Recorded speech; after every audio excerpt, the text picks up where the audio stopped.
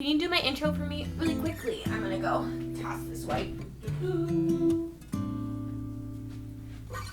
Thank you so much for doing that for me. Used to get my hair done, used to have my nails long, used to wearing makeup. I actually filmed this yesterday on a new camera and it looked so awful. I can't do that to us. So I tried to film this when she was with her father, but maybe it's all for the better. She's way more entertaining than me. I just hope she doesn't fully distract from what I'm saying.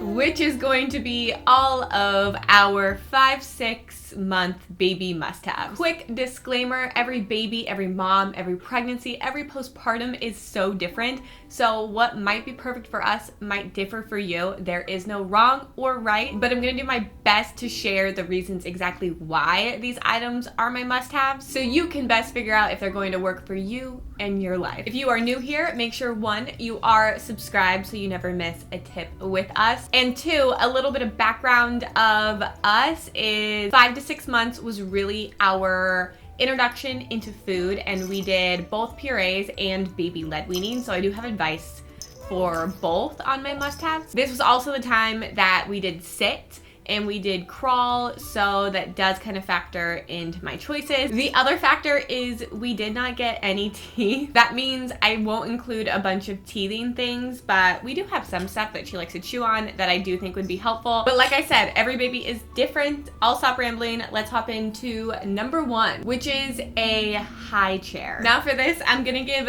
2 options. The first one is the one that we actually have. That is the Stork Trip Trap high chair. I do love it. It is especially great for baby led weaning because you can put your feet on the footrest, which helps stabilize and is a good safety posture precaution for baby led weaning. I love the look of this. I love the engineering of this. It was actually an item I put on my baby registry, and my family chipped in and got it for me because it is very expensive. It is, I believe, over $200. So I am biased because my family got it for me, and I 2000% appreciate it. We love it. It's amazing. But if I am to do hindsight and look back and make a suggestion for anybody on a budget or not, the IKEA high chair is like under $20 and people love it, and it works if you're gonna do purees or baby led weaning. I've honestly never heard anybody say they didn't like it who had it. And yes, it is a little bit basic, but there are companies like Yeah Baby that I discovered that make cool wraps and placemats that you can really make it special. So for the price point, it is a really great option that I have to mention for you guys. You want this? Another add-on for the high chair, in particular to ours, is the Easy Peasy Stork Collab placemat. I get a lot of questions on what one I use, and yes, it was made especially for the particular high chair, but the company does make a lot of stuff for other chairs or just general use. P.S. If you're ever curious about exactly where you can find what I'm talking about, it's usually Amazon and it's usually linked in the video description, so make sure you check that out. Number 2, bibs. Now I talked about this in my 3 to 4 months, but I said soft bibs, which is, I think, the best for purees. But because we started baby led weaning at 6 months, I quickly discovered that a hard bib is a must-have because you're dealing with big chunks of food that fall down, and you need something hard that can catch all of the food because otherwise it's gonna be mashed all over the diaper, the pants, the legs, everywhere. My absolute favorite is the mushy bib. Sometimes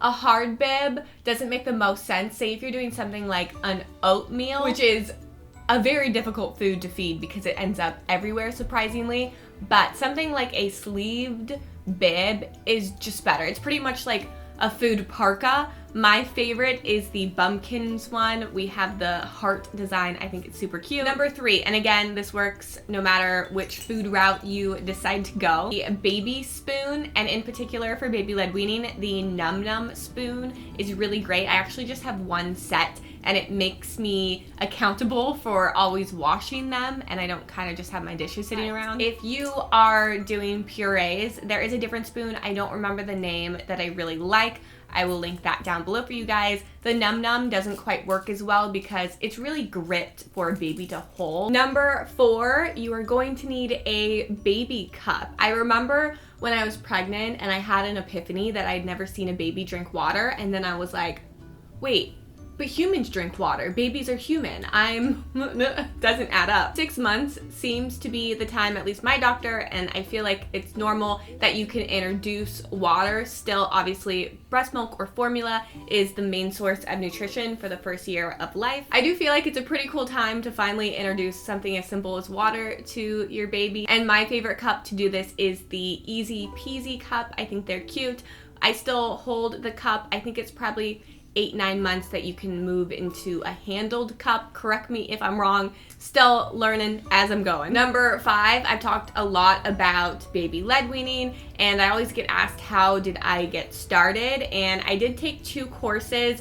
One of them, oh, why am I forgetting the name? Feeding Littles, which is a really popular one, and then I also took Happy Healthy Eaters, which I really loved because it came with like a baby inspo cookbook. Do you see what's happening to me right now? You are able to buy the recipe book separately, and I do have a coupon code that I will put down below for you guys, whether you buy the course or the book or it together. I think it's for like 20% off, and it is an affiliate, so I do get a commission, so thank you guys if you do use it, but I really think you will enjoy if you do. Number 6, I've kind of grouped together toys, and this one I kind of grouped together a bunch of stuff. The first thing are books that I want to talk about. These 2 are actually suggestions that you guys made, and I think these are the cutest books. The first one is If Animals Kiss Goodnight. I don't know if it's just me, but this is a super tongue twister for me, but once I got it down after like 30 times, it became kind of like really fun to read to her. Like, it's kind of a challenge to me, so I don't know, I think it's cute. It's like a fun speech exercise for me. The other book I really love is Pout Pout Fish. It's also a little bit of a tongue twister, not as much. It's a little bit of an easier read for me.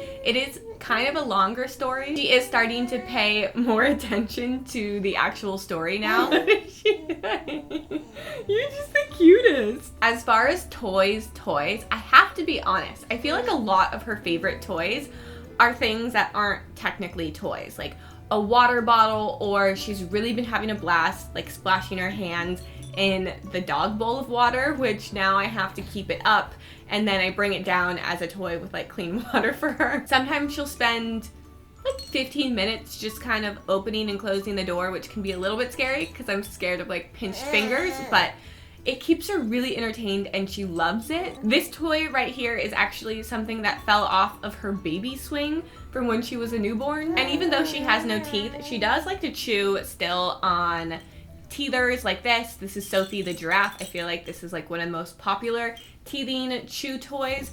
And then also the Mom Bella. I think I mentioned this in my last video. I feel like you don't need to overthink toys as much as you think you need to, because a baby has never seen anything before, and so everything is something to investigate and test and experience, and so that might just be everyday items around your house. There is one item that I did talk about on Instagram stories, and it's called the Gund with a D. I feel like that's a very not a great name for a baby toy, but you can either get a bunny or an elephant, and it just either plays peekaboo or it sings a song. It's mildly creepy, like a Furby is creepy, but it does keep her really entertained once we both got over the what the heck is this factor. Pretty much the toy just sings and flaps its ears and says, "Hello baby, let's play together." And guys, that is where I'm going to wrap up today's video. I hope that you found it helpful. If you did, make sure to give it a like. If you have any comments or requests for future videos, make sure to leave them in the comments down below.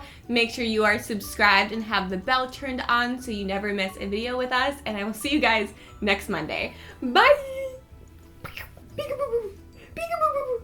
Peekaboo! Peekaboo! You silly goose. Can you do my intro for me really quickly? I'm gonna go toss this wipe.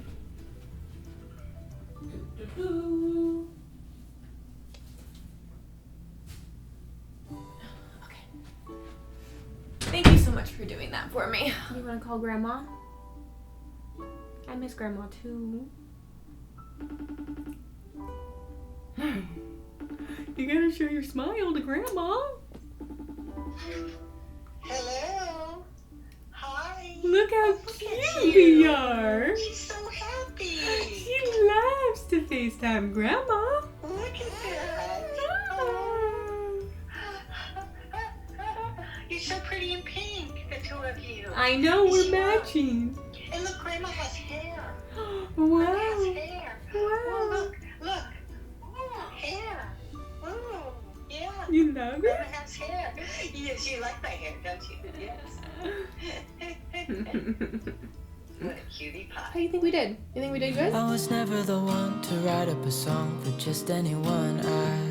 I was always the one to find myself lost in old conversations. Oh, 'cause I've always been told that things will unfold if you keep on waiting. But then you came along and proved me all wrong. I was so mistaken, 'cause you grew up